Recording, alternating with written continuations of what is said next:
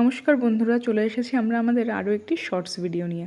আজকে আমরা বানাচ্ছি চিকেন বিরিয়ানি, যার জন্য আমরা প্রথমে মাংসটাকে মশলা দিয়ে ম্যারিনেট করে রেখে দেবো প্রায় 1 ঘন্টার জন্য। এখানে আমরা টক দইও দিয়েছিলাম 100 গ্রাম মতন, আর বাকি পেঁয়াজ, রসুন, আদা এসবের পেস্ট।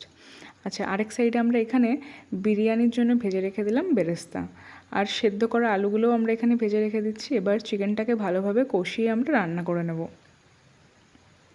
আমাদের চিকেন প্রায় রেডি।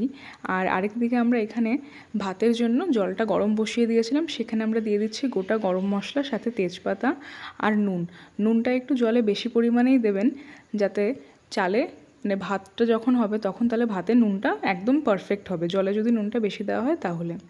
আচ্ছা, সব কিছুই আমাদের রেডি। এবার আমরা বিরিয়ানিটাকে লেয়ারিংয়ে সাজিয়ে নেব। প্রথমে দিয়ে দিয়েছিলাম একটু ঘি আর মাংসের ঝোল, আর ওপর থেকে চাল, আলু, মাংস আর বেরেস্তা আর সব কিছুতে আমরা সাজিয়ে দমে বসিয়ে ব্যাস আমাদের